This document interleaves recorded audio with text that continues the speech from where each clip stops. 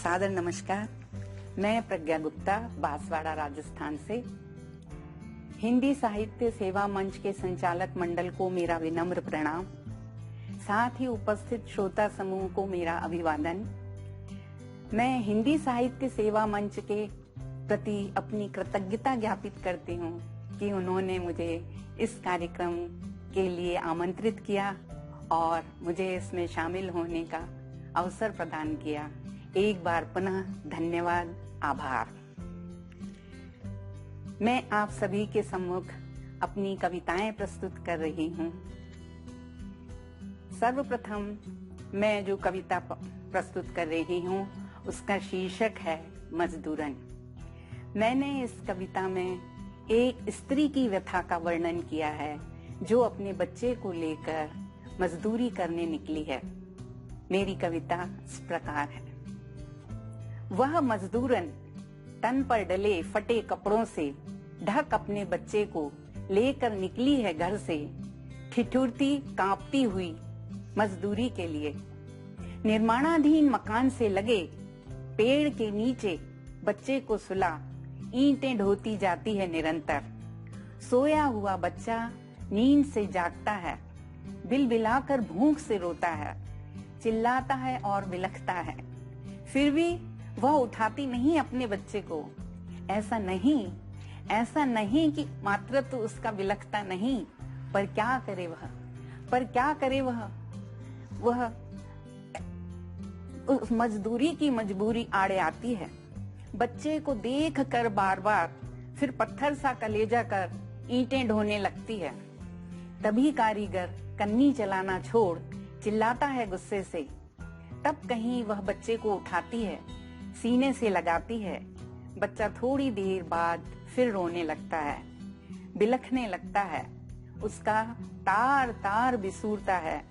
उसकी आंखें नम हो जाती हैं। उसे याद आता है गई रात चूल्हा भी नहीं जला था उसके घर। आदमी ने उससे छीन कर पैसे पी थी शराब छककर और तड़के सवेरे वह भूखे पेट ही निकल पड़ी थी घर से। तभी कारीगर आवाज देता है, टाइम हो गया, काम पर चलो। वह रोते हुए बच्चे को फिर पेड़ के नीचे लिटा ईंटें ढोने लगती है। बच्चा बिलख बिलख कर रोता है, हाथ पैर पटकता है और सो जाता है। लगता है भूखे रहना बच्चे की मजबूरी है और भूखे पेट ईंटें ढोना मजदूरन की मजबूरी है। मेरी अगली कविता इस प्रकार है। इसका शीर्षक है लोकतंत्र का सूरज। यह कविता लोकतंत्र को बचाने का आह्वान करती है। कविता इस प्रकार है। स्वार्थ, अंधता और लोलुपता में पगे अनैतिकता के उन्माद में मदमस्त हुए लोगों से लोकतंत्र के सूरज को खतरा है। युवाओं, सावधान, उठो, जागृत हो, संकल्पबद्ध हो।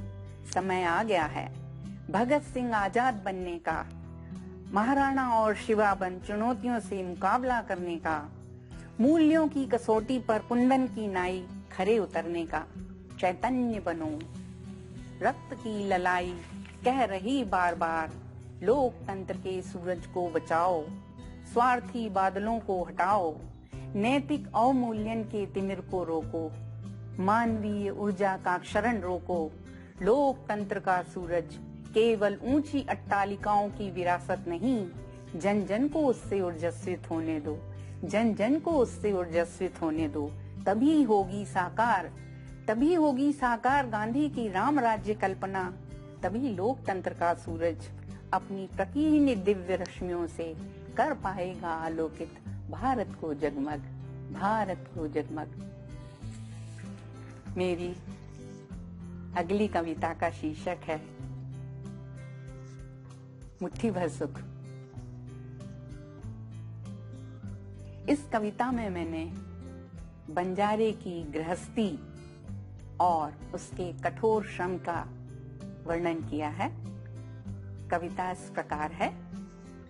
बंजारे की गाड़ी पर सिमटी हुई है गृहस्थी, खाने पीने ही नहीं सोने बैठने से लेकर मनोरंजन तक की सुविधाओं से युक्त गाड़ी सचमुच अचरज की चीज है। जिस मुट्ठी भर सुख के लिए आदमी विकल और बेचैन होता है, काली लकीरें खींचता है, सौदे तय करता है, झूठ बोलता है, दौड़ भाग करता है, पर हर कीमत पर सुख को बांधे रखना चाहता है, और सुख फिर भी पानी के बुलबुले की तरह टूट जाता है। वही सुख बंजारे की मुट्ठी में कैद है, क्योंकि भोर होते ही बंजारा अपने हाथों की लकीरों को बदलता है। गर्म रक्त लोहे को हथौड़े से पीट कर गढ़ता है औजार, और खून उसकी पेशियों को चीरता हुआ पसीना बन बहने लगता है अनवरत आपाद मस्तक। तब देख कर सब श्रम की देवी का सिंहासन भी डोल उठता है, और वह उसे सूखी रोटी में भी वह सुकून और सुख देने के लिए बेचैन हो उठती है, जो ऊंची ऊंची अट्टालिकाओं के शहंशाहों को भी मयस्सर नहीं होता। तभी तो रात्रि में खुले आकाश तले लेटता है जब, तो नीम के पेड़ की बयार भी उसे वह सुख देती है जो एयर कंडीशनर की हवा में लोगों को नहीं मिलता। वह उसे मीठी नींद सुलाती है जो लोगों को स्लीपिंग पिल्स खाने पर भी नहीं आती। यही तो वह सुख है जिसे उस बंजारे ने भाग्य से नहीं वरन हथेली की रेखाओं को श्रम से बदलकर अपनी मुट्ठी में कैद कर लिया है। मेरी अगली कविता का शीर्षक है, आप सभी श्रोताओं का स्वागत है। मुझे विश्वास है कि आप सभी मेरी कविताओं को सुन पा रहे होंगे।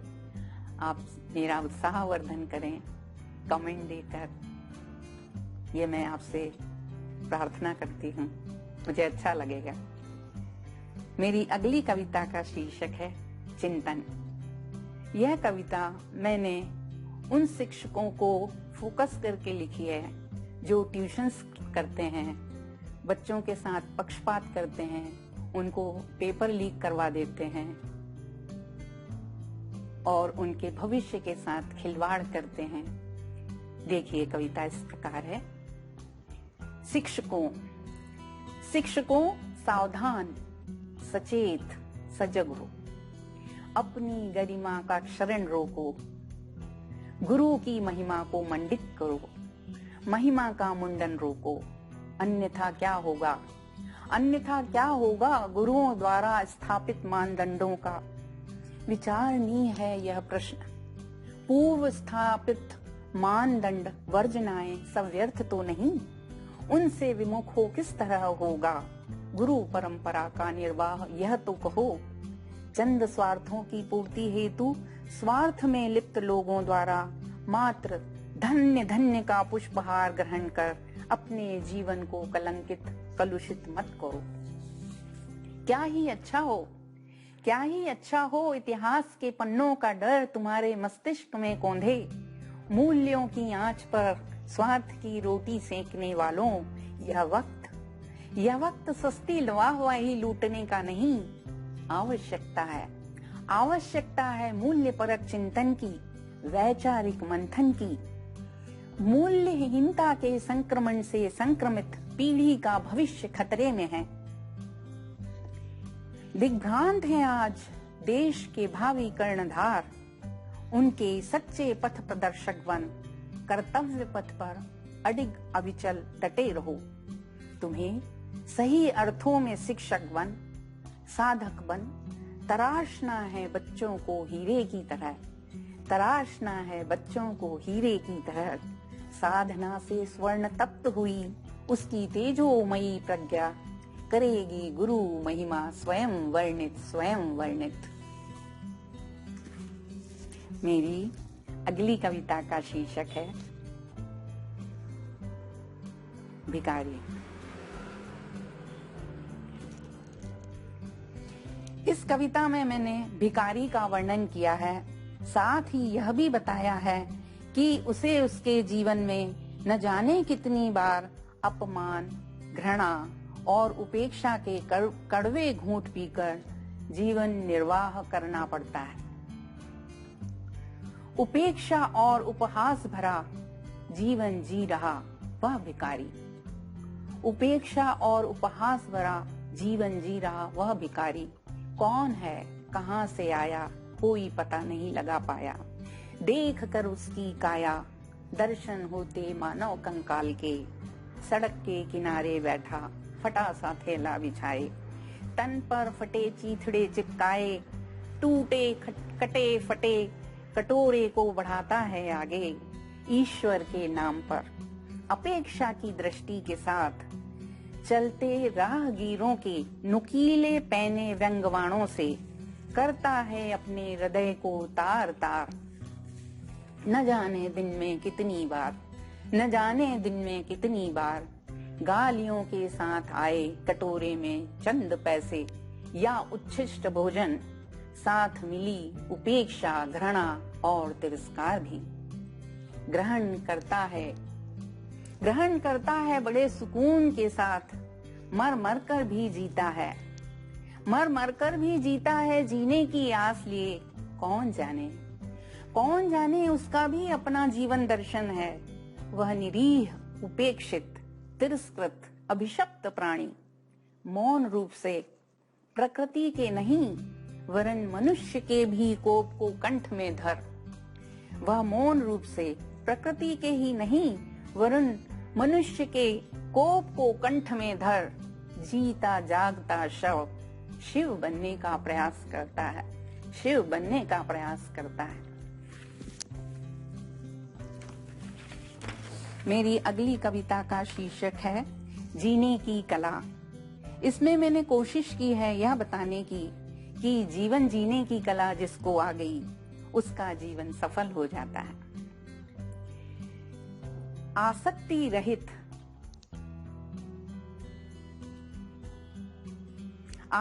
रहित राग द्वेष से मुक्त जीवन जीना, गृहस्थ आश्रम में रहकर भी विरागी बने रहना सचमुच अद्भुत तपस्या है। रज तम को परिष्कृत कर सतगुण का प्रतिदिन संवर्धन सचमुच जीवन का शोधन है।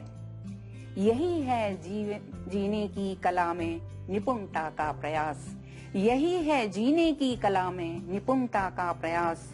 करता है वह जिंदगी प्रदाता को विनम्र प्रणाम।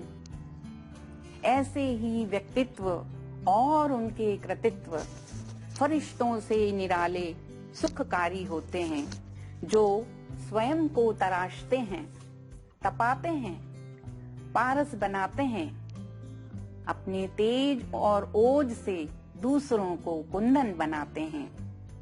तपन, दहन, ठिठुरन और दर्द को अपने से धकेल कर परे जिंदगी की लौ को प्रज्वलित रखते हुए पर पीड़ा हर सुख पहुंचा शीतलता बांट सुख पाते हैं। ऐसे ही व्यक्तित्व फरिश्तों से निराले सुखकारी होते हैं। श्वास के साथ धर्म गति निश्चित करती है जीवन की परिणति। ऐसे जिंदगी प्रदाता को मेरा भी विनम्र प्रणाम, मेरा भी विनम्र प्रणाम।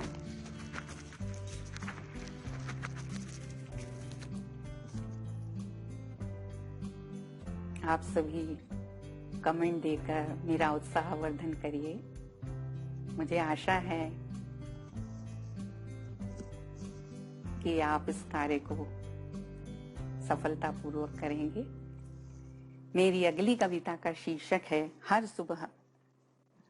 इस कविता में मैंने कूड़ा कचरा स्थल का मानवीकरण किया है।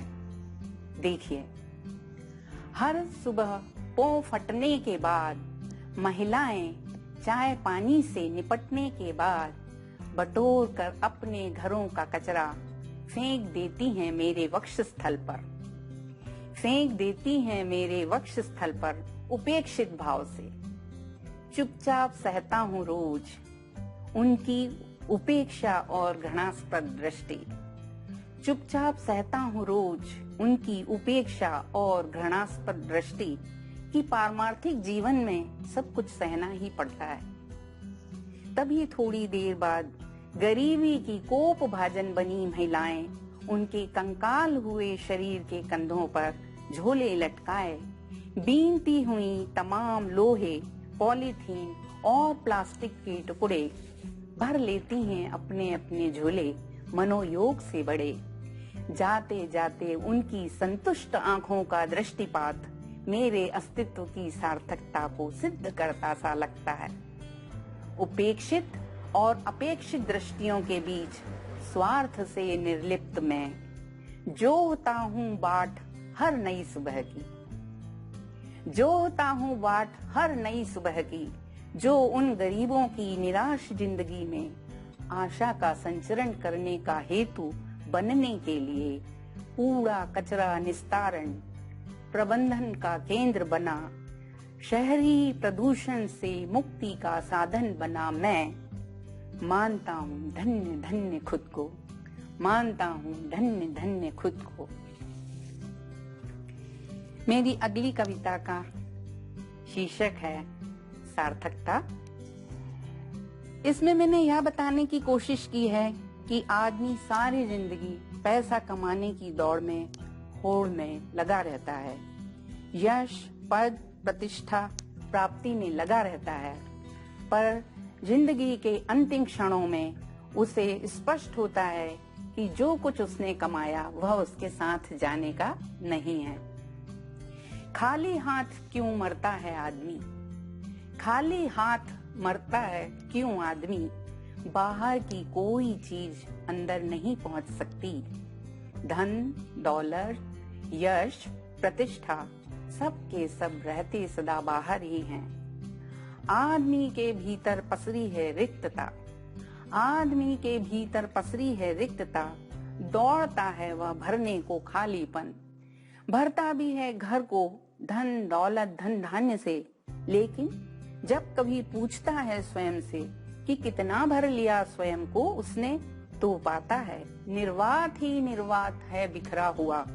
आदमी चाहे राजा हो या रंक, अगर भौतिकता को सुख को बांध लेने की चाह में दौड़ता रहा उम्र, तो बढ़ती जाएगी शून्यता। इसलिए हिरण्यमयी जाल बुनने से पहले विचारना होगा, सोचना होगा कि क्या किया जाए कि पसरता निर्वात खत्म हो। कैसी हो हमारी जीवन शैली कि अर्जित हो भीतरी उपलब्धियां। क्या किया जाए कि जब कूच करने का वक्त आए, तो लगे हम भरे भरे भारी होकर प्रदत्त जा रहे हैं। प्रदत्त जीवन के मूल्यांकन में खरे सिद्ध हो, सार्थकता की मुहर लगाकर जा रहे हैं। मेरी अगली कविता का शीर्षक है माँ का आंचल। यह कविता माँ के आंचल के विभिन्न और विराट रूप को प्रस्तुत करती है। उसके आंचल के विविध रूप हैं, प्रयोग हैं, उपयोग हैं। वहीं आंचल के त्याग और बलिदान की गौरव गाथा भी है। देखिए, माँ का आंचल ममता और वात्सल्य के चुंबकत्व से परिपूर्ण है, अतुलनीय आकर्षण करता बालक का स्नेह सिंचन हर पल हर क्षण। कभी बन जाता रुमाल तो कभी चादर, झाड़ देता है धूल धूल धूसरित बालक के तन से, या झुलसती गर्मी की तपिश से उसे बचाने। सुनते ही उसका क्रंदन चौकन्ना हो लपक कर उठा दुलारता है आंचल। रुग्ण बालक पर भी यही आंचल लहराता है बार बार। उसकी पीड़ा व समूचा दुख हरने के लिए करुणा और वात्सल्य से अश्रुपूरित हो कभी फैलता तो कभी झुकता है। मन्नतों के लिए, दुआओं के लिए, सजदे के लिए, मंदिर से मस्जिद तक। अकथनीय है इस आंचल का शौर्य भी। तभी तो बेटे में अपने जीवन के संजोए सुनहरे सपनों को ठुकरा बुढ़ापे की लाठी को बेच देता है सरहद पर और करता है उत्प्रेरित दुश्मन की ईंट से ईंट बजाने को। देश की माटी के लिए शहीद हुए बेटे के मस्तक को चूम थपथपा धीरे धीरे गौरवान्वित तो होता है, पर सिसकता है, छाती फाड़ कर रोता है, बिलखता है और आंचल के त्याग और बलिदान की गौरव गाथा लिख जाती है इतिहास के पटल पर स्वर्णाक्षरों से।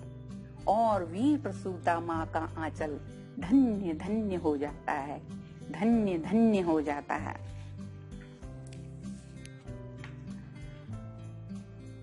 आपको मेरी कविताएं पसंद आ रही हैं, ऐसा मैं सोचती हूँ। आप प्लीज कमेंट बॉक्स में जाकर कमेंट करिए, मुझे अच्छा लगेगा। आप मेरा इसी तरह उत्साहवर्धन करते रहिए।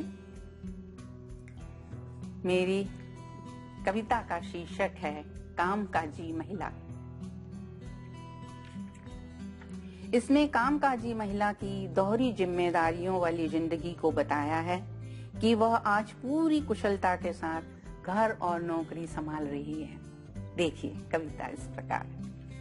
कामकाजी महिला तड़के उठती है, झाड़ू लगाती है, खाना बनाती है, नाश्ता टेबल पर सजाती है, बच्चों को उठाती है, दूध चाय बनाती है। किसी के दूध में कॉम्प्लेन तो किसी के दूध में बोर्नविटा घोलती है।